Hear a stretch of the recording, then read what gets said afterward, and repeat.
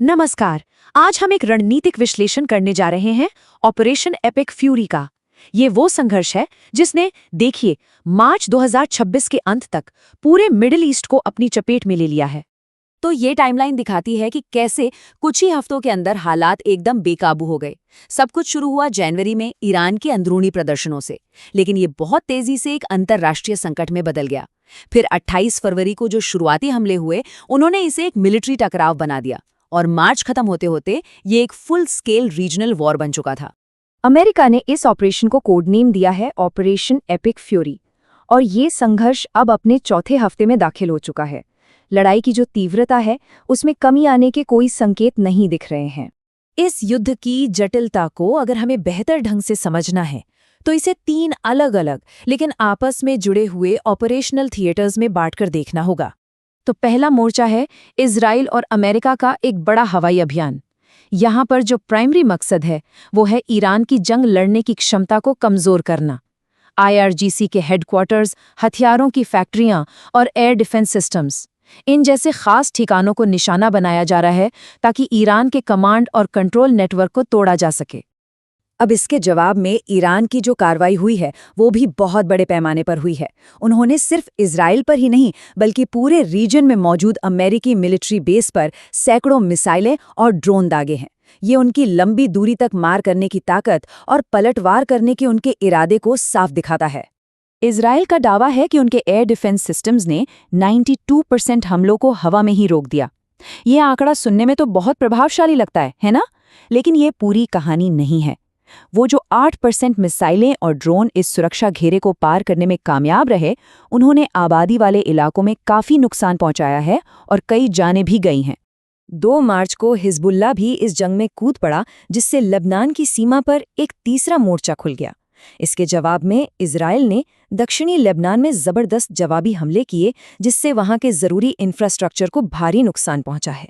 Military operation से हटकर देखें तो इस जंग के राजनीतिक नतीजे भी बहुत बड़े हैं, खासकर ईरान के लीडरशिप के अंदर। रिपोर्ट्स आ रही हैं कि तेहरान में एक पावर वैक्यूम, यानी सत्ता का एक खालीपन सा बन गया है, जिससे देश के भविष्य पर अनिश्चितता के बादल मंडरा रहे हैं। शुरुआती हमलों की रिपोर्ट्स को ठीक से समझने के लिए डिकैपिटेशन स्ट्राइक का मतलब समझना जरूरी है। ये एक मिलिट्री स्ट्रैटेजी होती है जिसका मकसद होता है दुश्मन के टॉप लीडरशिप को ही खत्म कर देना, ताकि उनकी सेना को कमांड देने वाला कोई ना बचे और पूरा सिस्टम पंगु हो जाए। रिपोर्ट्स तो ये भी हैं, हालांकि इनकी पुष्टि नहीं हुई है, कि 28 फरवरी के हमलों में ईरान के सुप्रीम लीडर अली खामेनी समेत कई टॉप अधिकारी मारे गए हैं। अगर ये सच है तो ये ईरान की कमांड स्ट्रक्चर के लिए एक बहुत बड़ा झटका होगा और देश में एक बड़ा लीडरशिप संकट पैदा हो सकता है। इस बीच इजराइल इस अभियान को लेकर काफी कॉन्फिडेंट दिख रहा है। प्रधानमंत्री नेतन्याहू का ये बयान कि ईरानी शासन को नेस्त नाबूद किया जा रहा है, ये साफ बताता है कि वो इस सिचुएशन को कैसे देख रहे हैं और उनके युद्ध के लक्ष्य क्या हैं। जमीन पर जो जंग चल रही है, उसके साथ साथ एक इन्फॉर्मेशन वॉर भी जारी है। अमेरिका और ईरान के बयान एक दूसरे से बिल्कुल उल्टे हैं। एक तरफ राष्ट्रपति ट्रंप कह रहे हैं कि ईरान एक डील चाहता है, तो दूसरी तरफ ईरानी अधिकारी इसे फेक न्यूज़ बताकर खारिज कर रहे हैं। ये जो अविश्वास की गहरी खाई है, ये किसी भी डिप्लोमैटिक हल को और मुश्किल बना देती है। अब जरा इस रीजनल वॉर के ग्लोबल इकोनॉमिक असर पर नजर डालते हैं, क्योंकि इसके झटके पूरी दुनिया में महसूस किए जा रहे हैं। असल में इस संघर्ष ने 1970 के दशक के बाद से ग्लोबल सप्लाई चेन में सबसे बड़ी रुकावट पैदा कर दी है, जिससे एक बड़ा एनर्जी संकट खड़ा हो गया है। तेल की बढ़ती कीमतें और शिपिंग रूट्स में रुकावट का असर दुनिया भर के बाजारों पर पड़ रहा है और एक ग्लोबल मंदी का खतरा बढ़ गया है।